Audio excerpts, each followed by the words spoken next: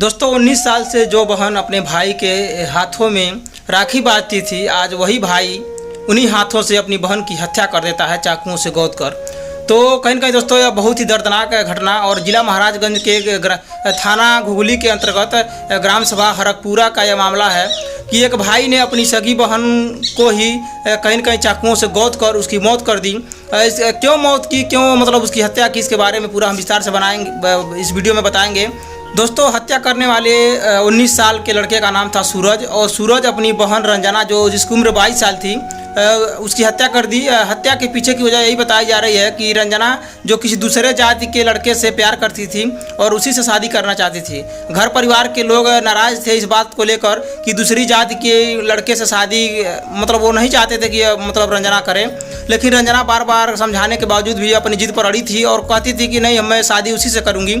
और एक बार ऐसा भी हुआ था कि वह उस लड़के के घर भागकर चली भी गई थी।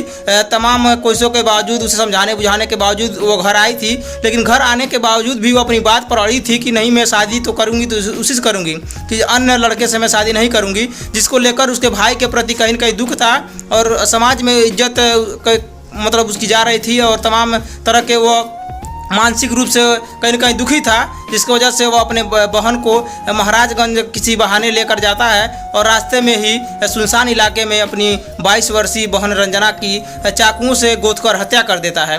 तत्काल तो मृत्यु नहीं हुई, लेकिन जब रास्ते में जाते समय अस्पताल ले जाते समय अत्यधिक खून निकलने की वजह से रास्ते में उसकी मौत हो गई। दोस्तों यही कहीं न कहीं कारण था कि बहन जो थी दूसरे जाति के लड़के से शादी करना चाहती थी और जो अभी लड़का था वो बाहर कमाने गया था, अभी घर पे नहीं था, और इसी दौरान भाई अपनी बहन की हत्या कर देता है। तमाम जैसे इस तरह की जब खबरें समाज में आई हैं तो तमाम लोगों को एक तरह से सोचने पर मजबूर कर दिया कि देखिए भाई साहब, जाति के नाम पर जिस तरह से उस लड़की के ने मतलब उसने अभी तो शादी के लिए मतलब कह रही थी, उसने कोई बहुत बड़ा गुनाह तो नहीं किया था, लेकिन प्यार के खातिर मतलब प्यार कितनी बड़ी सज़ा नहीं देनी चाहिए।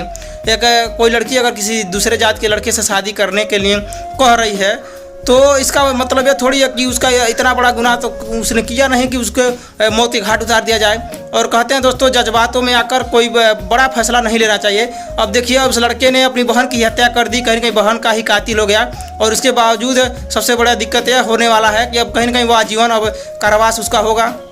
तो ये बताइए, अगर बहन से नाराज़गी थी तो नाराज़गी को किसी समस्या का हल होता है, लेकिन इसका समाधान ये थोड़ी होता है कि कोई प्यार कर रहा है किसी दूसरी लड़की से, किसी दूसरी जात के लड़के या लड़की से, तो उसको मौत के घाट उतार दिया जाए। यह कतई समाज इसको स्वीकार नहीं करेगा और कानून भी कहीं न कहीं यह इजाज़त नहीं देता है कि अगर हमारे परिवार का कोई सदस्य किसी दूसरी जात के लड़के से या लड़की से शादी करने के लिए कह रहा है, मतलब जिद पे है, मतलब चाह रहा है, तो उसको मौत के घाट उतारना किसी कानून में तो लिखा नहीं है।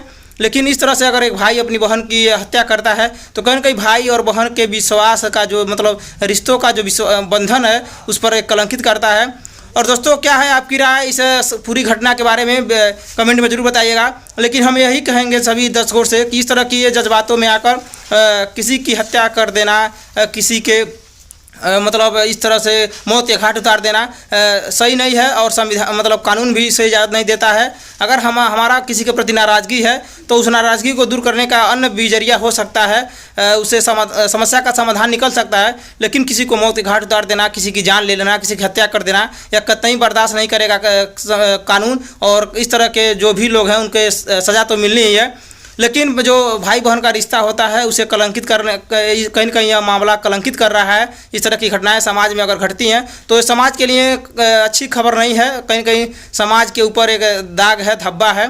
तो इस तरह की जज्बातों में आकर किसी भी व्यक्ति की हत्या करना कतई उचित नहीं है। आपकी क्या राय है कमेंट में जरूर बताइएगा। साथियों, मिलेंगे किसी अन्य वीडियो में, तब तक के लिए हम आपसे विदा लेते हैं। जय हिंद, जय भारत।